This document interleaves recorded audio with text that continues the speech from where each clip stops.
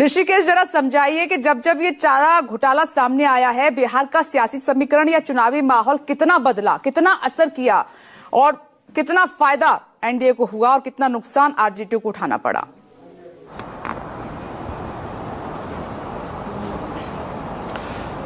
विपनेश, देखिए, चारा घोटाले का फायदा भी है बीजेपी को और नुकसान भी है। नुकसान इस मामले में है कि हमारे सहयोगी रंजन शर्मा हैं, जाति सवर्ण से आते हैं, वो सामाजिक कार्यकर्ता हैं। उनसे हमने पूछा कि क्या होगा इस चारे घोटाले में जब संपत्ति जब्त करने की बात आ रही है। उनका जवाब था आम लोगों में कि गोलबंदी जो है, एंटी गोलबंदी और ज़्यादा होगी, जो सिंपैथी वोट है वो आरजेडी के साथ ज़्यादा होगा। क्योंकि विपनेश देखिए, जहाँ जहाँ मुस्लिम बहुल इलाके हैं और उसके आसपास जो यादव बहुल आबादी है, खास करके सीमांचल, और जब दरभंगा से आगे बढ़ेंगे तो उन इलाकों में मुसलमान और यादवों की जो जातीय बुनावट है वो एक साथ है, और वहाँ पे मुसलमानों के खिलाफ यादवों की voting Bharatiya Janata party NDA के पक्ष में 2020 के विधानसभा चुनाव में होती रही है। अब जब चारा घोटाले या फिर लालू यादव पर जिस तरीके से सीधा अटैक किया जाएगा तो उसका एक फायदा ये होगा कि जो टूट थी, जो बिखराव था, वो एक साथ होगा। जो मुस्लिम और यादव समीकरण का समीकरण था वो एक तरफ गोलबंद हो जाएगा, जो 2020 में जिसमें बिखराव था, और सीमांचल की 24 सीटों में से 17 सीटों पर एनडीए जीता था, जहां पे 45-50% मुसलमान हैं और तकरीबन 10-12% यादव हैं।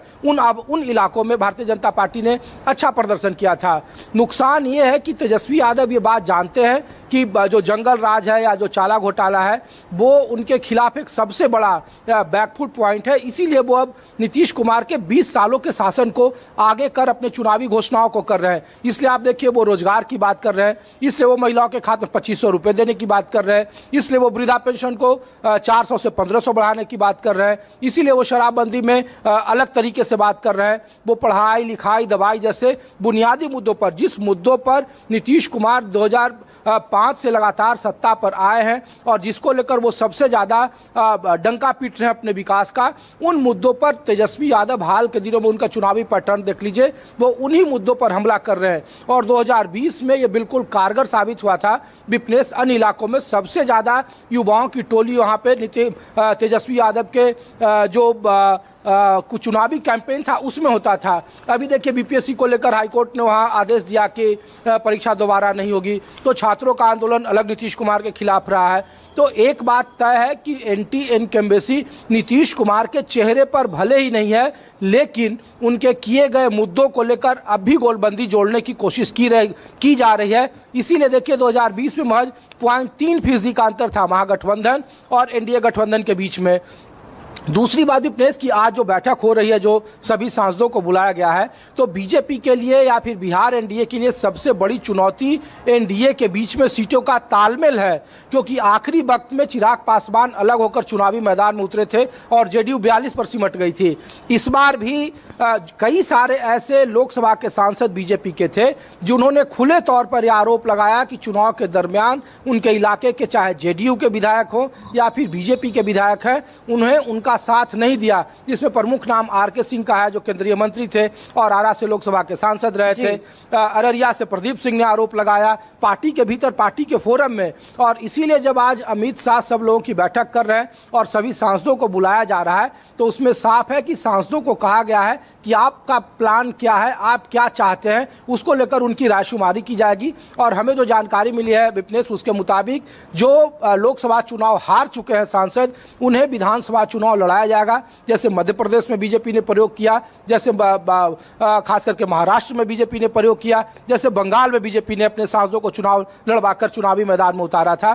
तो वो रिस्क लेने के मोड में नहीं है। दूसरी बात विपनेश, जो इसी बैठक को लेकर जो दूसरी जानकारी है और बड़ी जानकारी है न्यूज़ 24 के पास, उसके मुताबिक जो नीतीश कुमार के आवास पर बैठक होनी है एनडीए नेताओं में, उसमें यह साफ कर दिया गया है कि अभी फिलहाल सीटों के तालमेल पर कोई बात नहीं होगी एनडीए गठबंधन के नेताओं के साथ। अभी सिर्फ कोऑर्डिनेशन पर बात होगी कि कैसे चुनावी कैंपेन करना है। जैसे मधुबनी जा रहे हैं 24 अप्रैल को प्रधानमंत्री, तो वहाँ क्या क्या आपको चाहिए, केंद्र से कौन सी योजनाएं चाहिए, बिहार को और क्या लाभ मिल सकता है, कौन कौन से इलाकों में प्रधानमंत्री की रैली हो सकती है, इन सब चीज़ों पर बात होनी है। इसलिए देखिए कि अप्रैल के बाद मई में आरा प्रधानमंत्री की रैली कराने की बात की जा रही है, मोतिहारी या फिर सासाराम में बात कराए जाने की है। तो अभी सिर्फ कोऑर्डिनेशन पर बात होगी, न्यूनतम कार्यक्रम साझा कार्यक्रम पर बात होगी। जो सीटों पर तालमेल का सिलसिला शुरू होगा वो बीजेपी के नए राष्ट्रीय अध्यक्ष चुनने के बाद शुरू होगा, जो जानकारी मिल रही है। और उसके बाद फिर उसमें सीटों का कॉम्बिनेशन और सीटों का तालमेल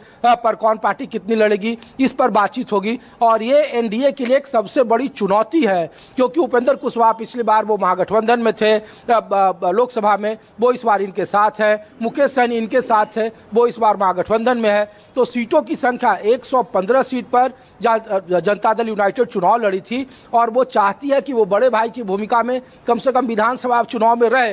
लोकसभा चुनाव में वो बीजेपी बड़े भाई की भूमिका में थी, लेकिन 115 सीटों पर जनता दल यूनाइटेड चुनाव लड़ी थी। और इस बार ये देखना है कि वो कितनी सीटों पर कमेंगे और उनको कितने सीटों पर मनाने में कामयाब होती है भारतीय जनता पार्टी, क्योंकि जेडीयू सबसे बड़ा बार्गेनर है। तो चुनाव एक तरफ मुद्दों के आधार पर तेजस्वी यादव उनके सामने चुनौती है, जंगल राज का मुद्दा इसलिए उठाया जा रहा है। और जेडीयू के बड़े एक वर्ग का विपनेश मानना है कि जंगल राज से कहीं ज्यादा अगर पर्सनल अटैक, उनकी संपत्ति जब्त करने जैसे बातें सामने आएगी तो उससे उन्हें चुनावी कैंपेन में नुकसान होगा और महागठबंधन को फायदा होगा। ये उनके जो दूसरा बड़ा वर्ग है ये मानता है। ये जमीन पर कितना होगा, कैसे होगा, कहना मुश्किल है, लेकिन दोनों तरफ से गोलबंदी सिर्फ इसलिए हो रही है। और ऐसा नहीं कि एनडीए के लिए बिल्कुल साफ रास्ता है और चुनौती नहीं है। वहां भी सीटों का तालमेल मुद्दा, 20 साल का एंटी इनकम्बेंसी, ये सब ऐसे बहुत सारे मुद्दे हैं जिससे उन्हें पार पाना होगा। और इसीलिए अमित शाह आज शुरुआत कर रहे हैं नेताओं के साथ। बिल्कुल आपने सही कहा ऋषिकेश। और गृह मंत्री अमित शाह ये जानते हैं कि कोऑर्डिनेशन से ही चुनाव जीता जाएगा। अगर सहयोगी आपके हैं, उनके साथ तालमेल नहीं है, तो इसका नुकसान फिर उठाना पड़ सकता है। इसीलिए वो इसी बात पर ज्यादा फोकस वहां पर करेंगे। कुमार,